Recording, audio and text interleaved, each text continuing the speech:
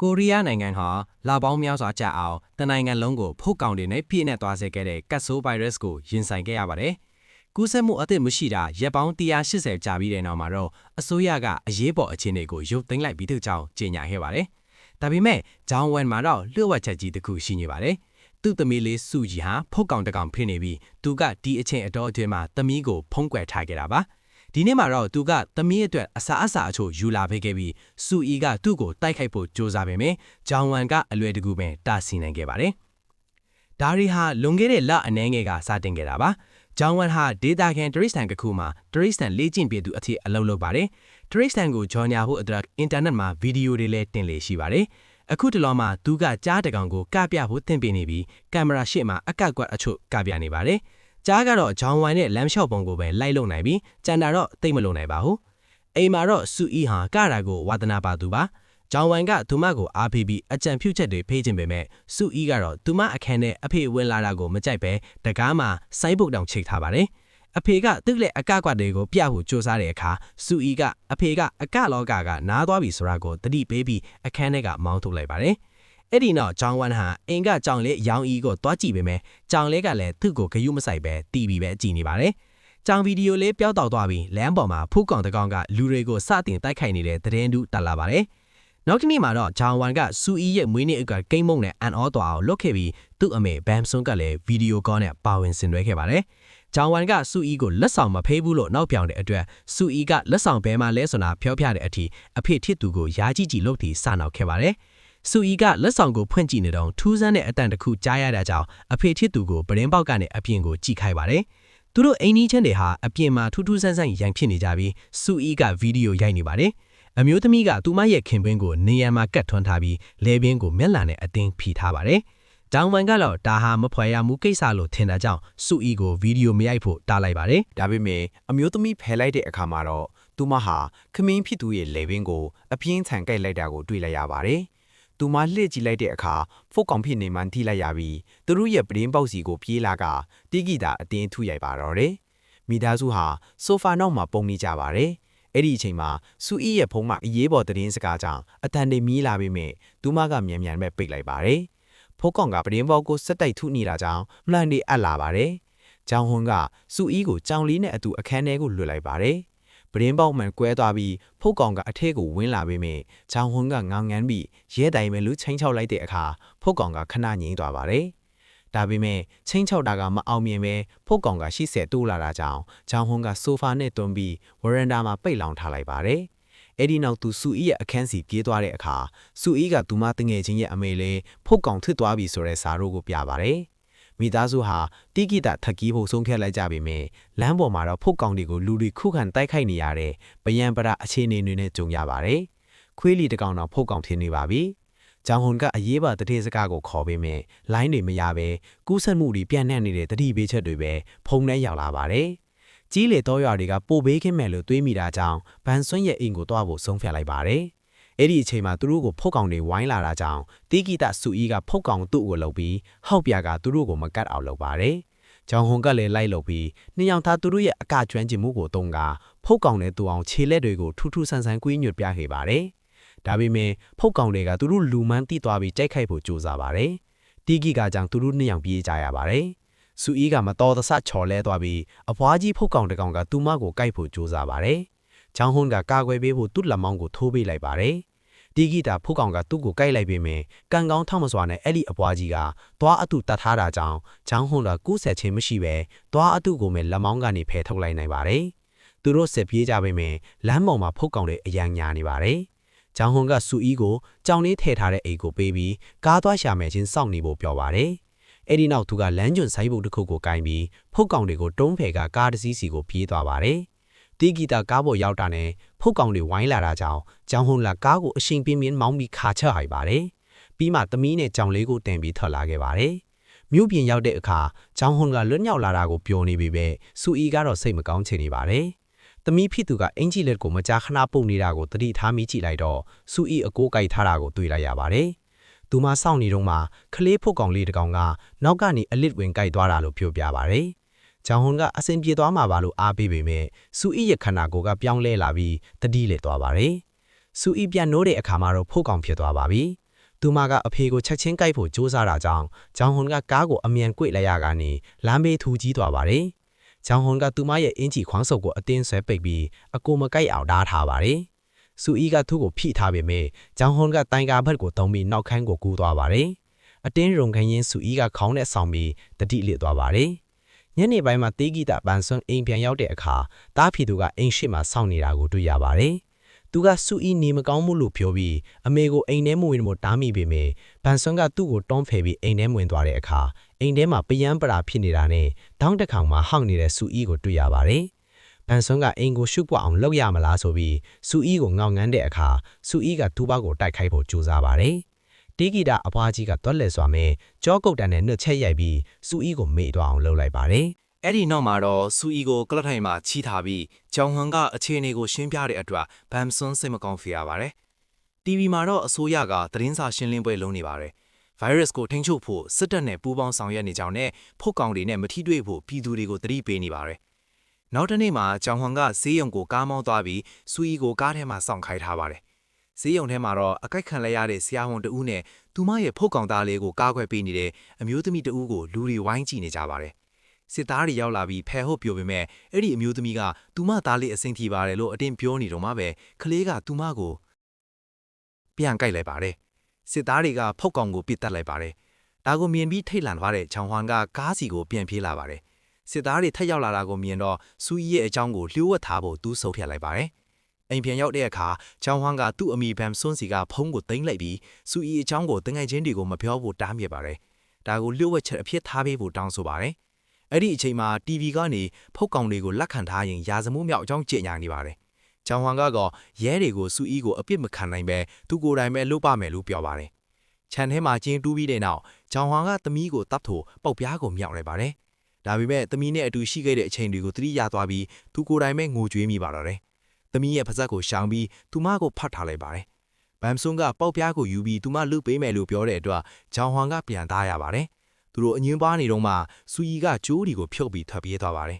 ။ကြောင်လေးရောင်းရီရဲ့အော်တန်းကြောင့်ဆူအီထွက်ပြေးသွားမှသူတို့တိလိုက်ရပါတယ်။ဒါကြောင့်ရွာထဲမှာအမြန်လိုက်ရှာကြပါတယ်။ဂျောင်ဟွမ်ကစိတ်ခံဓမ္မမှာထူးခြားတဲ့နေရာလေးတစ်ခုရှိတာကိုသတိရပြီးအဲ့ဒီကိုပြေးသွားတဲ့အခါဆူအီကိုတွေ့လိုက်ရပါတယ်။သမီးလေးဟာငယ်ငယ်ကကြိုက်ခဲ့တဲ့နေရာကိုရောက်နေတာကြောင့်သူမမှာမှန်ညမ်းနေကြံနေသေးတယ်လို့ဂျောင်ဟွမ်ကကောက်ချက်ချလိုက်ပါတယ်။ virus ကြောင့်ပြောင်းလဲသွားပေမဲ့သမီးလေးအသက်ရှင်နေသေးတယ်လို့သူယုံကြည်သွားပါတယ်။သူကဖုန်းနဲ့တချင်းဖွင့်ပြလိုက်တဲ့အခါဆူအီကကပြတဲ့အခါသူ့ရဲ့ယူဆချက်မှန်ကန်ကြောင်းအတည်ပြုနိုင်ခဲ့ပါတယ်။နောက်ပိုင်းအိမ်ရောက်တဲ့အခါမိသားစုဟာစိတ်ပန်ပညာရှင်တို့ရဲ့ဗီဒီယိုတစ်ခုကိုကြည့်ကြပါတယ်။အဲ့ဒီဗီဒီယိုမှာ virus ဟာဦးနောက် cell တွေကိုဖျက်ဆီးပြီးအသက်ရှင်တန်ခြင်းရဲ့စိတ်ရိုင်းကိုပဲကြံရစ်စေတာဖြစ်ကြောင်းကြွေသွေးနဲ့စမ်းသပ်ကြည့်တဲ့အခါဦးနောက်ကိုလုံဆောပေးခြင်းကမှန်ညမ်းတွေပြန်ရစေကြောင်းရှင်းပြထားပါတယ်။ဘမ်ဆွန်းကဆူအီကိုကြက်အုပ်သမင်ကျွေးပေပဲသူမကဂရုမစိုက်ပဲအသားဟင်းတွေကိုပဲစားပါတယ်။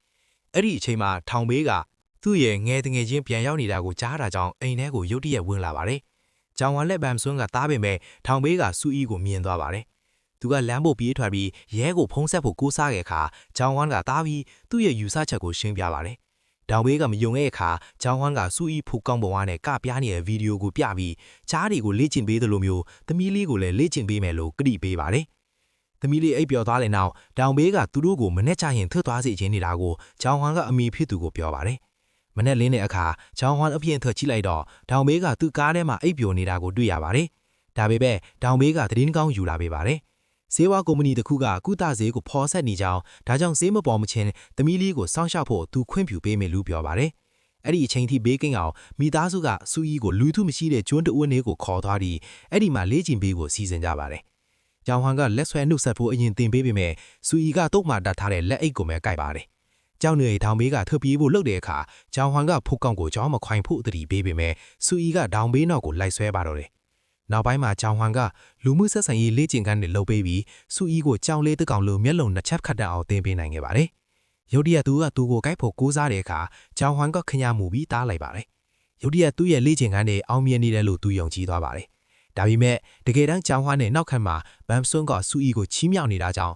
ဆူအီကငြိမ်နေတာပါ။နောက်တစ်နေ့မှာသူတို့တွေဆူအီကိုလေ့ကျင့်ခန်းလောက်ခိုင်းပြီးဂျောင်ဟွမ်ကတိုးတက်မှုတွေကိုမှတ်တမ်းတင်ဖို့ဓာတ်ပုံတွေရိုက်ထားပါတယ်။တီရီဂီတာဘမ်ဆန်ကလည်းဆူအီကိုအဝအလန်ကျွေးထားတာကြောင့်ဘိုက်ဝနေတဲ့အချိန်ဆိုရင်ဆူအီကလူကိုတိတ်မကြိုက်တတ်တာကိုဂျောင်ဟွမ်တတိထားမိပါတယ်။တီရီဂီတာ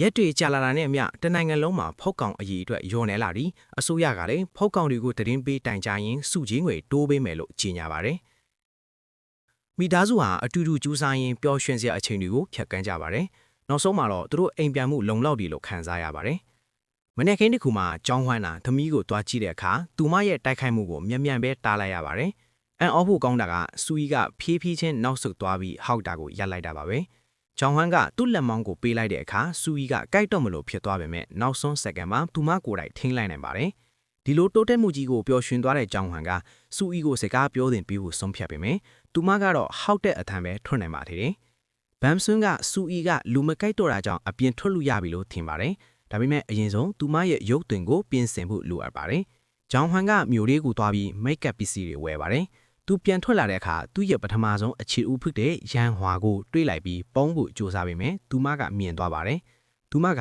သူ့ကိုကားကြုံတင်ပေးပြီးအခုကိုသူတို့အရင်ကတက်ခဲ့တဲ့ကျောင်းမှာဆရာမလွတ်နေကြောင်းပြောပြပါတယ်။ရန်ဟွာကဘမ်ဆွန်းကိုသွားတွေ့ချင်းပြီးကျောင်းဟွန်ရဲ့သမီးနဲ့လည်းစုံနေချင်းကကြောင့်ကျောင်းဟွန်ကကားကိုအတင်းရက်ခိုင်းပြီးသူမကိုအိမ်ထိမရောက်အောင်လမ်းလျှောက်ပြီးပြန်ခဲ့ပါတယ်။ညနေပိုင်းမှာကျောင်းဟွန်နဲ့တောင်ဘေးတို့စားတောက်ဆိုင်ရောက်နေတော့ရန်ဟွာကရုတ်တရက်ရောက်လာပါတယ်။ကျောင်းဟွန်ကမိမနဲ့ကြွာရှင်ထားပြီးစူအီကအုံနှုတ်ယောဂကုသနေရတာလို့သူမကြားထားတာကြောင့်စောကသူမရဲ့အပိမှုအတွက်တောင်းပန်ပါတယ်။ရန်ဟွာကဒီနှစ်မှာသူမစီမှာကျောင်းသား3ယောက်ပဲရှိတာကြောင့်စူအီကိုလည်းစောင့်ရှောက်နိုင်မယ်လို့ပြောပေမဲ့ကျောင်းဟွန်ကညင်းလိုက်ပါတယ်။ TV မှာတော့ရက်ပေါင်းနေလာအတွင်းဖောက်ကောင်မတွေ့တော့တာကြောင့် virus ဟာကုံဆုံးတော့မယ်လို့ကြီးညာနေပါတယ်။ရန်ဟွာကသူမဟာဖောက်ကောင်တွေကိုအယမ်းမုန်းကြောင်းသူမရဲ့စေစပ်သားသူဟာကူးဆက်ခံရတာကြောင့်သူမကိုယ်တိုင်တတ်ခဲ့ရတာကြောင့်ဝန်ခံခဲ့ပါတယ်။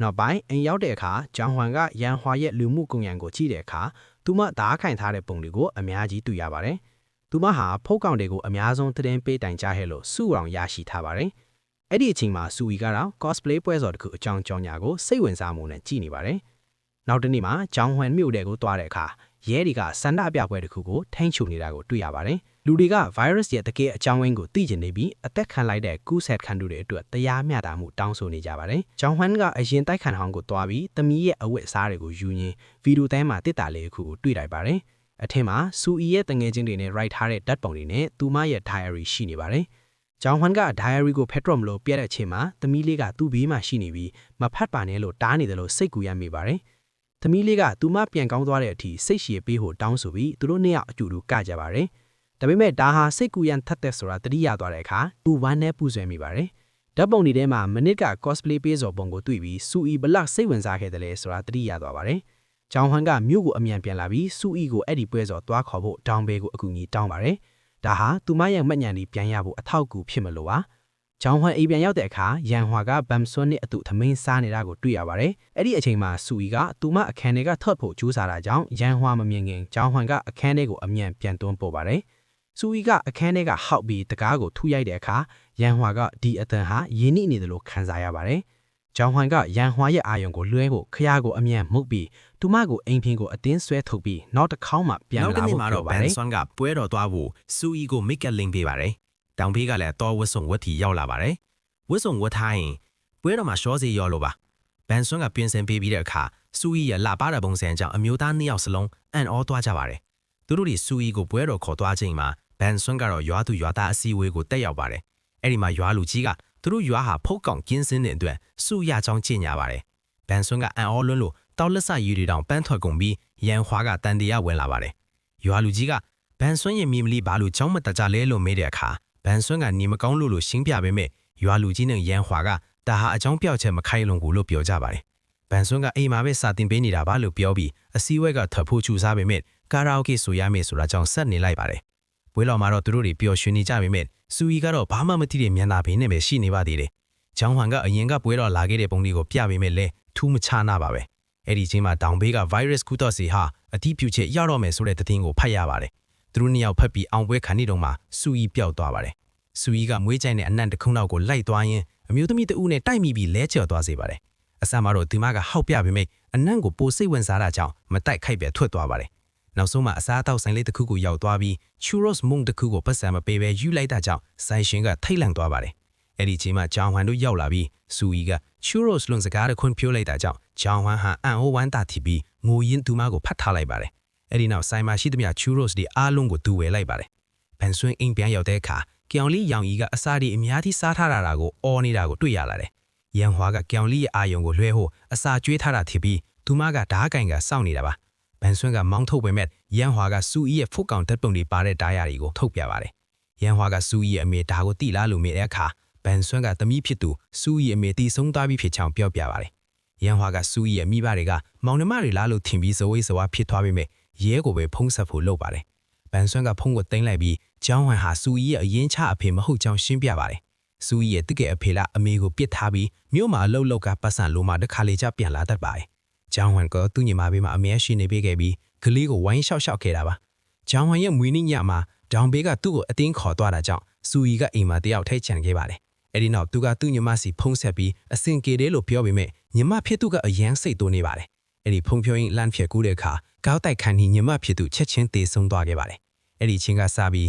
ဂျောင်ဟန်ကစူအီကိုရှောက်ခဲ့တာဖြစ်ပြီးစူအီကလည်းငငယ်လေးကတည်းကသူ့ကိုအဖေလို့ခေါ်ခဲ့တာပါမတော်တဆမထန်ရစီကောရတဲ့အာမခံလျော်ကြီးငွေတွေကိုတော့စူအီရဲ့တကယ်အဖေကယူပြီးနောက်မိမနဲ့ထွက်ကြီးသွားခဲ့ပါတယ်အဲ့ဒီချင်းမှာစူအီနဲ့ခမျိုးသားနှစ်ယောက်ပြန်ရောက်လာပါတယ်ညံဟွာကချက်ချင်းပဲဓာတ်နဲ့တိုက်ခိုက်ပါတယ်ဂျောင်ဟန်ကသမီးကိုကာကွယ်ပေးတဲ့အတွက်ဓာတ်ကသူ့ချောင်းကိုထိသွားပါတယ်စူအီကရန်ဟွာကိုဟောက်ပြီးတိုက်ခိုက်ဖို့လုပ်ပေမဲ့ဂျောင်ဟန်ကတားလိုက်ပါတယ်ဖူကောင်တခုကအမင့်ကိုနားခံနေတာကိုတွေ့တော့ရန်ဟွာအံ့ဩသွားပါတယ်ဒါပေမဲ့ဒါကိုလက်မခံနိုင်ပါဘူး။ဘာလို့လဲဆိုတော့ဒါဟာအမှန်ဆိုရင်သူမရဲ့ဆေးဆက်ထားတဲ့သူကိုသူမအခွင့်အရေးမပေးဘဲတက်ခဲ့စလို့ထစ်သွားမှာမို့လို့ပါ။အဲဒီနောက်သူမထပ်ပြီးတိုက်ခိုက်တဲ့အတွက်ဒေါင်ဘေးလဲကျသွားပြီးဂျောင်းဟန်နဲ့ဘန်ဆွမ်းတို့ကသူမကိုတားဆီးလိုက်ရပါတယ်။အဲဒီနောက်ဘန်ဆွမ်းကနောက်ထပ်ပြဿနာတစ်ခုကိုပြောပြပြီးအိုင်လုံးကိုငြိမ်သက်စေလိုက်ပါတယ်။ရွာလူကြီးကစူအီကိုမနှက်ဖြန်ကြောင်းလာဖို့ပြောထားပြီးမလာရင်ကြောင်းကော်မတီကလာခေါ်မယ်လို့ဆိုပါတယ်။ဂျောင်းဟန်ကဒါကိုစူအီမိမဲ့ရန်ဟွာကစူအီကအဆင်ပြေနေတဲ့ဆိုရင်ကြောင်းတက်တာပြဿနာမရှိနိုင်ဘူး။ကျောင်းမလွတ်ရင်တော့သူမရဲတိုင်မယ်လို့ဆိုပါတယ်။နောက်တနေ့မှစူအီကမိကပ်တွေအများကြီးလိမ့်ပြီးကျောင်းသွားပါတယ်။ရန်ဟွာကကျောင်းသူကျောင်းသားတွေကိုစူအီကမတော်တဆမှုကြောင့်စကားတိတ်မပြောနိုင်တာလို့လိန်ပြောထားပါတယ်။ကျောင်းဟွာကတမိတွေအစားအသောက်တွေယူလာတဲ့အခါရန်ဟွာကအပြင်ထွက်ကြိုပါတယ်။အဲ့ဒီချိန်မှာကျောင်းသူနှစ်ယောက်ကစူအီကိုမိကပ်တွေလိမ့်ထားရမလားဆိုပြီးနှောက်ယှက်ကြပါတယ်။သူမရဲ့မျက်လာကိုထိလိုက်တဲ့အခါမျက်လုံးတွေကတစ်ဖက်စီဖြစ်သွားတာကြောင့်သူတို့လန့်အော်ကြပါတယ်။ကျောင်းဟွာကအမြန်ပြေးဝင်လာပြီးဒါဟာမတော်တဆမှုရဲ့ဘေးထွက်ဆိုးကြပါလို့ပြောပြီးမျက်လုံးကိုပြင်ပေးလိုက်ပါတယ်။ အားကစားချရီမှာစူအီကဘောလုံးကိုဂိုင်ထားပေမဲ့တငယ်ချင်းတွေကိုဘလို့ပေးရမလဲမသိပဲလွတ်ချလိုက်ပါတယ်။ဘတ်စကက်ဘောကစားတဲ့အခါမှာလည်းတခြားမိန်းကလေးတွေကသူမကိုတွန်းလဲပြီးဘောလုံးလွတ်ကြပါတယ်။ချောင်းဟွမ်ကအနီးနားကနေစောင့်ကြည့်ရင်စိုးရိမ်နေပါတယ်။စူအီကထူးဆန်းတဲ့အတန်နဲ့ဘောလုံးတောင်းနေတာကိုမြင်ပြီးသူထိတ်လန့်သွားပါတယ်။ဒါပေမဲ့ဒါဟာသူ့ရဲ့စိတ်ကူးရင်ကြောက်ရွံ့မှုတာဖြစ်ပြီးတကယ်တမ်းမှာတော့ဘောလုံးကစူအီရဲ့မျက်နှာကိုထိမှန်သွားတာပါ။ချောင်းဟွမ်ကချုံပုတ်ထဲကနေထွက်လာပြီးသမီးကိုပြန်ခေါ်သွားပါတယ်။ဒေါင်ဘေးရဲ့ဆေးဆိုင်မှာချောင်းဟွမ်ကအကူအညီတောင်းပါတယ်။စူအီရဲ့မျက်နှာကပုံပြက်သွားလို့ပါ။ဒေါင်ဘေးကထူးဆန်းတဲ့နီလန်းနဲ့နှိပ်ပေးပြီးမျက်နှာကိုပုံမှန်ပြန်ထည့်အောင်လုပ်ပေးပေမဲ့စက္ကန့်ပိုင်းပဲခံပါတယ်။ရန်ဟွာရောက်လာပြီးတောင်းပန်းကအပြင်မှာစောင့်နေတဲ့ကလေးတွေပေးလိုက်တဲ့ပန်းတီတွေကိုပေးပါတယ်။စူအီကသူတို့ကိုကြည့်ပြီးလက်လန်းပြတာကိုမြင်တော့ရန်ဟွာအံ့ဩသွားပါတယ်။အဲ့ဒီညမှာချောင်းဟွမ်နဲ့ရန်ဟွာတို့စားတောက်ဆိုင်မှာစကားပြောကြပါတယ်။ရန်ဟွာဟာသူမမှားသွားပြီဆိုတာကိုဝန်ခံရမလားဒါမှမဟုတ်ဖုတ်ကောင်တွေကိုဆက်မုန်းနေရမလားဆိုတာကိုဝေခွဲမရဖြစ်ပြီးစိတ်တွေရှုထွေးနေပါတယ်။အိမ်မှာတော့ဘန်ဆွန်းကစူအီနဲ့ဖဲကစားနေပြီးစူအီကပြန်ပြီးရင်မောလာပါတယ်။အဲ့ဒီအချိန်မှာတယောက်ယောက်တကားခောက်ဆန်ကြားရရဲ့ကြည့်လိုက်တဲ့အခါစူအီရဲ့အရင်အဖေထင်နေကကြောင့်ဘန်ဆွန်းထိတ်လန့်သွားပါတယ်။သူကသူ့ဖုန်းထဲကဗီဒီယိုတစ်ခုကိုပြပါတယ်။ပွဲတော်မှာစူအီနဲ့တိုင်းမိတဲ့အမျိုးသမီးကသူမကိုဗီဒီယိုရိုက်ပြီးအွန်လိုင်းမှာတိုင်ထားတာပါ။အဲ့ဒီလူကအိမ်ထဲကိုအတင်းဝင်လာတဲ့အခါဘန်ဆွန်းနဲ့ကြောင်လေးရောင်ကြီးကတိုက်ခိုက်ပါတယ်။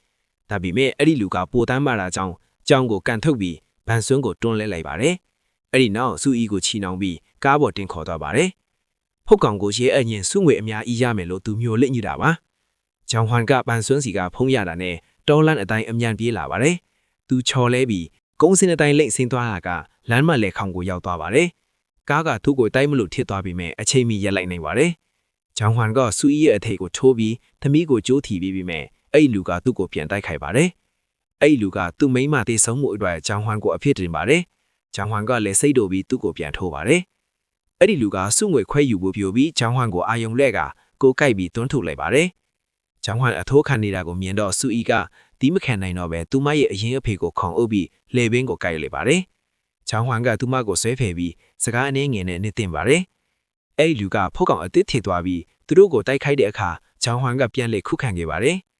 အဲ့ဒီနောက်ဂျောင်ဟွမ်ကစူအီကိုအိမ်ပြန်ခေါ်လာပြီးသူ သူမဖျားနေတာကိုသတိထားပါတယ်။ဘန်ဆွန်ကသူမရဲ့တားမတ်ကိုအမိတဲ့အခါဂျောင်ဟွမ်ကသူပြန်မလာမှမဟုတ်ဘူးလို့ပဲပြောပါတယ်။နောက်ပိုင်းမှာဂျောင်ဟွမ်ကဆူအီနဲ့အတူထွက်သွားမှဖြစ်ပြီးတောင်ဘေးကိုလည်းဘာမှမသိသလိုနေဖို့ပြောပါတယ်။ဂျောင်ဟွမ်အိမ်ပြန်ရောက်တဲ့အခါဘန်ဆွန်ကလိုက်မယ်လို့အတင်းပြောပါတယ်။ကြောင်လေးရောင်ဤတောင်တစ်တာတဲ့ခုံဝင်ပြီးလိုက်ဖို့ပြင်းနေပါတယ်